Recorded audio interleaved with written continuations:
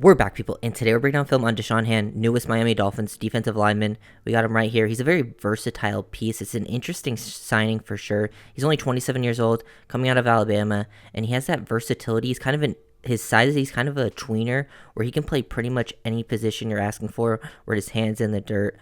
Defensive end, all the techs on the inside, but he's mostly like a 3-4 defensive end where he can play like anywhere from the 5 to the 3 tech. It's probably where he's most effective, and he tested like really well as an athlete. He's very physical, and overall, like, I like him as a run defender. I think as a run defender he's above average, which is kind of what you're looking for in this Fangio defense as a depth piece, a guy who can play the run from multiple different spots. I think that's really helpful, that versatility where he can come in on early downs and either play inside or outside and be effective for your team, which is very, very good for this specific defense.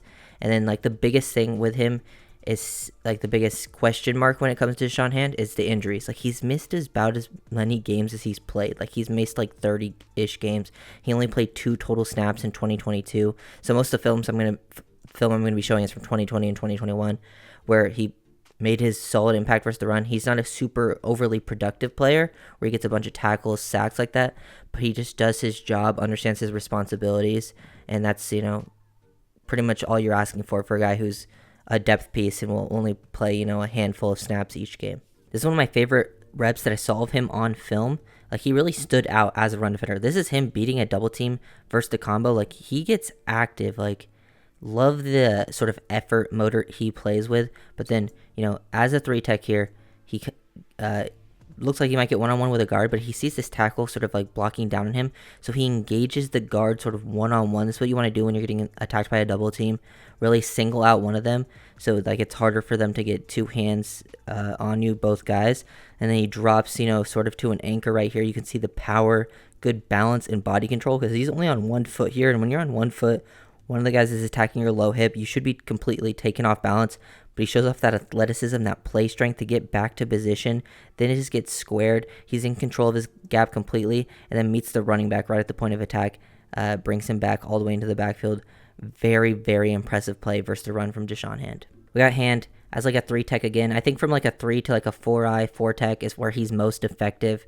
A lot of his best reps on film came from there. But you'll see from other plays that I show that he can play pretty much anywhere across the line and still make plays and be effective. Right here, he does a great job controlling his gap. He's in the perfect position aligned pre-snap. He just gets head up on this tackle. Good job with his base. He does a pretty good job keeping his leverage.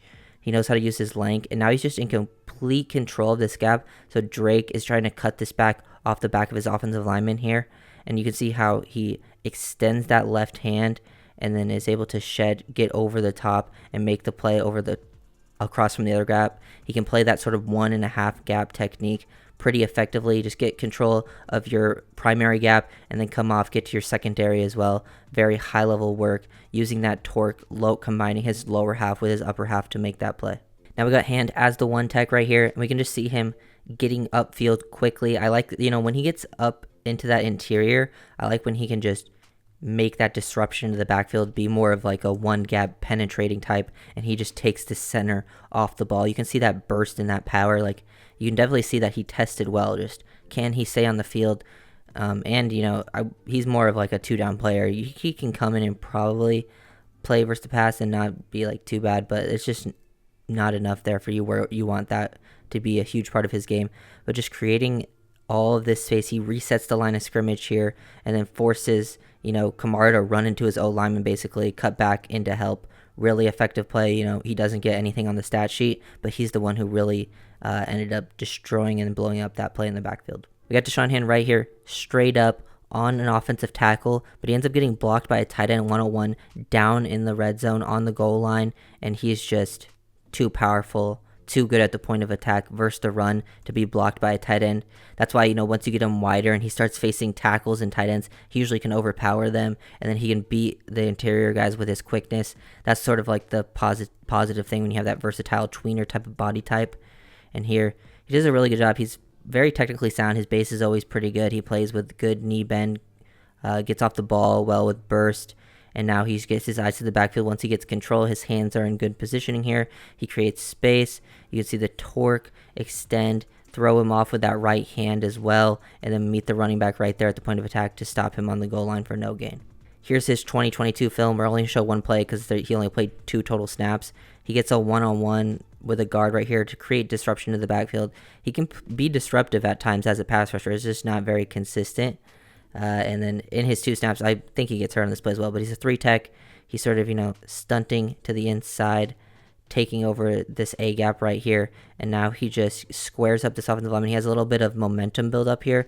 With that burst, he can just bull rush, use that speed to power. He does a good job of using his hands to create some separation, push the O-lineman back into Daniel Jones, and then he helps another guy get the sack on this play. And then I think he tore his quad last year. If I haven't said that yet, I think he tore his quadriceps, which led to him missing the whole season. Unfortunate for him. Hopefully he can stay healthy, because I think there's a reason they're trying to add him, because they have a really good defensive front, but they don't have a bunch of depth behind it right now. And I could see him definitely getting some playing time, because your defensive line, you rotate them a lot.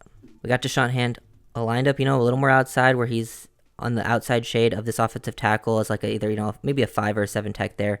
Doesn't get the tackle on this play, but just want to show how he understands his gap responsibility. He gets control at the point of attack right here, taking on this tackle one-on-one, just getting square. You can see how he avoids the double team from the tackle, and this is just very good work in the base, the bend, the extension of the hips and the hands with the good placement as well. And now he's just in complete control of this gap right here, and he also, like his primary gap, but he also can come off, get to his secondary gap, and he just constricts this run lane and forces the running back to go back to where all the help is. So that's just a good job affecting plays where you're not getting any stats. People might not notice it at first, but that's a very solid rep versus the run. For a guy that excels on the interior, he can move pretty well out in space. Like, look how he closes this gap pretty quickly once being engaged with the tight end.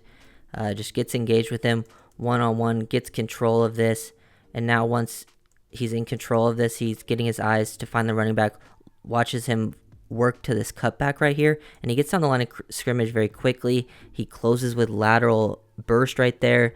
Like, if you look at his his testing, he did really good, especially like in the 40, 20, 10 yards that he was running in the dash. And then he also had good explosive numbers like his vertical and broad jump, and he just is able to close ground very quickly. That's why I think they liked him. He was probably the best player they could have gotten as a defensive lineman, plus he brings that versatility. It's just that injury history that kept him on the streets. As a pass rusher, he's like head up on the tight end, and even though he gets hands on immediately with the tight end thinking he's gonna be engaged here, he goes into his route stem.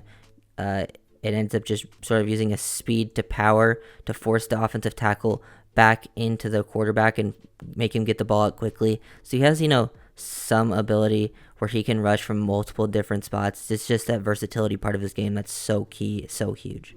Here we get to see him facing the puller. They block down right here, so he becomes one-on-one in space. Pretty good job constricting the run lanes. Pretty effective here. They bring the puller to his side, so he has all the momentum. And you can see he just gets down laterally. He stays square. He's very disciplined. He doesn't close too fast where the guy's able to, get to the outside and bounce this over the top. But he just drops his shoulder into this offensive lineman right here. Doesn't get moved at all. You can just see the core strength. And now he's just in a great positioning, in complete control of where he's supposed to be. Good technique. And then helps come off of this. Help get on Najee Harris as he's trying to sneak through that little hole right there. Very, very effective run play from Deshaun Hand. Nice to see him doing, work versus all different types of run concepts. Last play that I'm going to break down, we got Deshaun Hand here, lined up as like a 6 technique, head up on a tight end. You can't block him like that. He's going to just absolutely destroy the guy at the point of attack very easily. You can see how quickly they get down laterally. He's just going with the flow of the play here. I love, the leverage he plays with. Like, you look at this bend right here in his stance, everything right here is just screaming athletic, right? And he takes him on at the point of attack.